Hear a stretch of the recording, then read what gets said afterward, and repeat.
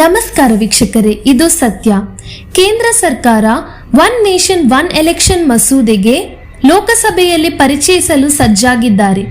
ಇದು ಲೋಕಸಭೆ ಮತ್ತು ರಾಜ್ಯ ವಿಧಾನಸಭೆಗಳಿಗೆ ಏಕಕಾಲದಲ್ಲಿ ಚುನಾವಣೆಗಳನ್ನು ನಡೆಸುವ ಪ್ರಸ್ತಾಪವನ್ನು ಒಳಗೊಂಡಿದೆ. ಈ ಮುಂದಾಳತನದಿಂದ ಚುನಾವಣೆಗಳಿಗೆ ಆಗುವ ವೆಚ್ಚವನ್ನು ಕಡಿಮೆ ಮಾಡುವುದು, ಆಡಳಿತದಲ್ಲಿ ಸಮರಸತೆ ತರುವುದು ಮತ್ತು ನಿರಂತರ ಚುನಾವಣೆಗಳಿಂದ ಉಂಟಾಗುವ ಅಡಚಣೆಗಳನ್ನು ನಿಯಂತ್ರಿಸುವುದು ಇದರ ಉದ್ದೇಶವಾಗಿದೆ. 1966ರ ನಂತರ ಇದು ಮೊದಲ ಬಾರಿಗೆ ಜಾರಿಗೆ ತರಲು ಪ್ರಯತ್ನಿಸಲಾಗುತ್ತಿದೆ.